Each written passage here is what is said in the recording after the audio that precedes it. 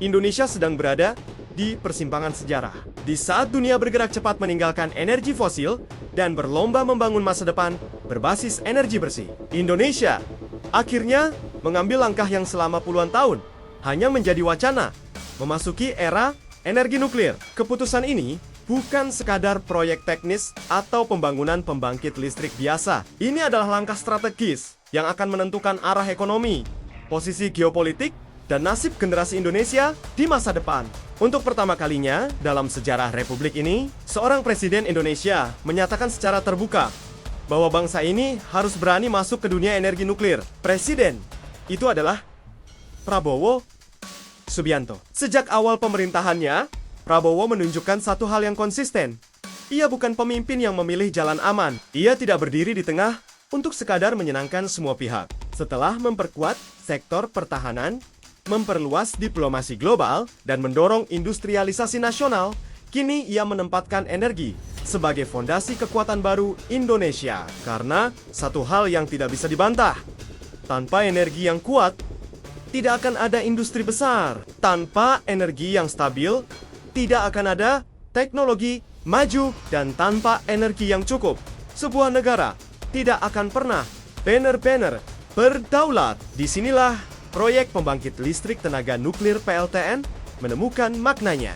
Indonesia menargetkan masa depan di mana 75% bauran energinya berasal dari energi baru dan terbarukan. Namun realitasnya, kebutuhan listrik nasional terus melonjak. Smelter, pabrik baterai, kawasan industri, dan pusat ekonomi baru membutuhkan energi besar yang stabil, siang dan malam, tanpa tergantung cuaca. Energi surya dan angin penting, tetapi belum cukup. Maka pilihan paling realistis adalah energi nuklir. Fakta ini bukan hanya pandangan Indonesia. Negara-negara maju seperti Amerika Serikat, Prancis, Rusia, Korea Selatan, hingga China justru kembali menjadikan nuklir sebagai tulang punggung transisi energi mereka. Dunia telah bergerak ke sana, Indonesia tidak ingin tertinggal. Yang mengejutkan, langkah Indonesia dilakukan dengan kecepatan senyap, tanpa hiruk-pikuk di ruang publik. Pemerintah mulai mengimpor peralatan reaktor nuklir dari Spanyol, Jamaika, dan Hungaria dengan nilai mencapai 155 juta dolar Amerika Serikat atau sekitar 2 triliun rupiah. Ini bukan uji coba kecil. Ini bukan eksperimen iseng. Ini adalah pondasi awal dari program nuklir nasional yang serius. Pesannya jelas. Indonesia tidak mau lagi menjadi penonton dalam revolusi teknologi energi global. Di balik layar, tokoh-tokoh kunci mulai membuka gambaran besar proyek ini. Salah satunya, Hashim Joyo Hadikusumo, figur penting yang mengetahui langsung agenda energi nasional, yang menjelaskan bahwa pembangunan PLTN membutuhkan waktu 10 hingga 15 tahun sejak keputusan final diambil. Artinya, proyek ini tidak akan selesai dalam satu periode pemerintahan. Namun justru, karena itulah Prabowo memilih bergerak. Sekarang, ia tidak ingin generasi berikutnya hanya mewarisi rencana tanpa fondasi. Ia ingin Indonesia sudah berlari, bukan baru bersiap. Ketika dunia melaju lebih jauh, langkah besar berikutnya adalah keputusan menggandeng Rusia sebagai mitra utama pembangunan PLTN.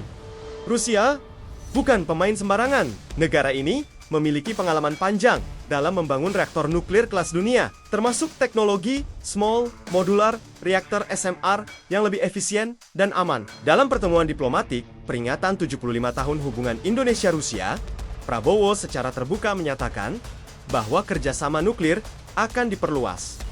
Bukan hanya pembangkit listrik, tetapi juga pusat riset dan pengembangan teknologi lanjutan. Yang menarik, para teknisi Indonesia yang terlibat langsung menyebut tawaran Rusia sebagai yang paling realistis dan paling sesuai dengan kondisi Indonesia. Ini bukan klaim politis, melainkan penilaian teknis dari para ahli. Bagi Rusia, Indonesia adalah mitra strategis baru di Asia Tenggara. Bagi Indonesia, Rusia adalah pintu menuju teknologi nuklir yang telah teruji. Namun kerjasama ini tidak berhenti di energi. Rusia juga membuka peluang riset bersama di bidang radiofarmaka, teknologi medis berbasis nuklir untuk diagnosis dan terapi kanker. Ini menjadi sinyal kuat bahwa Indonesia tidak hanya ingin memiliki PLTN, tetapi membangun ekosistem nuklir nasional, dari energi hingga kesehatan. Di dalam negeri, proses administrasi terus dipercepat. Direktur Jenderal Energi Baru Terbarukan, Kementerian ESDM, Enya Listiani Dewi, menyebut bahwa keputusan final kini tinggal satu tanda tangan Presiden. Satu tanda tangan. Dan Indonesia resmi memasuki era nuklir. Kalimat ini menjadi viral di kalangan pengamat energi karena menunjukkan betapa dekatnya Indonesia dengan lompatan sejarah yang selama ini dianggap mustahil. Sementara itu, dukungan internasional mulai terlihat nyata. Spanyol, negara yang jarang dikaitkan dengan agenda nuklir Indonesia, justru muncul sebagai pemasok utama teknologi reaktor. Data ekspor menunjukkan lonjakan drastis dari hanya $2 juta pada 2022 menjadi lebih dari $118 juta. Lebih mengejutkan lagi, Spanyol disebut akan mengirim 1.250 insinyur nuklir ke Indonesia. Jumlah ini bukan angka kecil. Biasanya, tenaga ahli sebanyak ini hanya dikirim ke negara yang benar-benar serius membangun PLTN generasi terbaru. Ini menunjukkan satu hal. Dunia percaya pada keseriusan Indonesia. Selama bertahun-tahun, Indonesia dikenal sebagai eksportir bahan mentah, batu bara, sawit, nikel. Namun, melalui proyek nuklir, Indonesia mulai naik kelas, masuk ke liga negara-negara penguasa teknologi tinggi. Media global pun mulai menoleh. World Nuclear News, salah satu media paling kredibel di sektor ini, melaporkan lonjakan aktivitas perusahaan Indonesia yang mulai mengajukan proposal pembangunan reaktor. Salah satu yang mencuri perhatian adalah PT Torken Power Indonesia yang mengajukan proyek reaktor garam cair. Teknologi ini dikenal sebagai salah satu reaktor paling aman dan paling efisien yang sedang dikembangkan dunia. Masuknya sektor swasta ke teknologi serumit ini menandakan perubahan besar. Indonesia tidak lagi hanya berpikir jangka pendek, tetapi mulai membangun masa depan berbasis inovasi. Namun, langkah Indonesia juga memicu reaksi di kawasan. Beberapa media Asia Tenggara mulai melontarkan nada skeptis. Ada yang meragukan kesiapan sosial, ada yang mempertanyakan stabilitas politik. Di balik kritik itu, tersimpan satu kenyataan. Kecemasan. Hingga hari ini, belum ada satupun negara ASEAN yang memiliki PLTN aktif. Sementara, negara lain masih berdiskusi. Indonesia sudah melangkah. Bahkan, Indonesia kini berada beberapa langkah di depan kawasan. Para ahli global sepakat, negara besar tidak bisa hanya mengandalkan energi surya dan angin. Badan Informasi Energi Amerika Serikat menyebut bahwa PLTN hampir tidak menghasilkan polusi udara dan menjadi solusi paling efektif untuk menekan emisi karbon skala besar. Jika PLTN Indonesia berhasil berdiri, dampaknya akan luar biasa. Harga listrik lebih stabil, industri beroperasi tanpa henti, investasi asing meningkat, dan Indonesia berpotensi memimpin transisi energi bersih di Asia Tenggara. Tentu saja, tantangannya besar. Keamanan, transparansi, dan pengawasan harus berada di level tertinggi.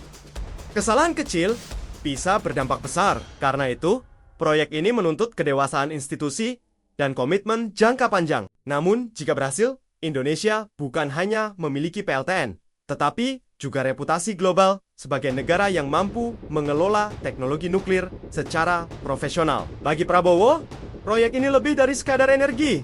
Ini adalah simbol kebangkitan, pesan bahwa Indonesia tidak lagi puas menjadi pengikut. Indonesia memilih berani, memilih berinvestasi besar, dan memilih masa depan. Dunia sedang berubah, dan untuk pertama kalinya setelah sekian lama, Indonesia tidak hanya mengikuti arus, tetapi mulai menciptakan arusnya sendiri. Pertanyaannya sekarang bukan lagi apakah Indonesia mampu, melainkan apakah kita siap menyambut peradaban baru yang sedang kita bangun dengan tangan kita sendiri.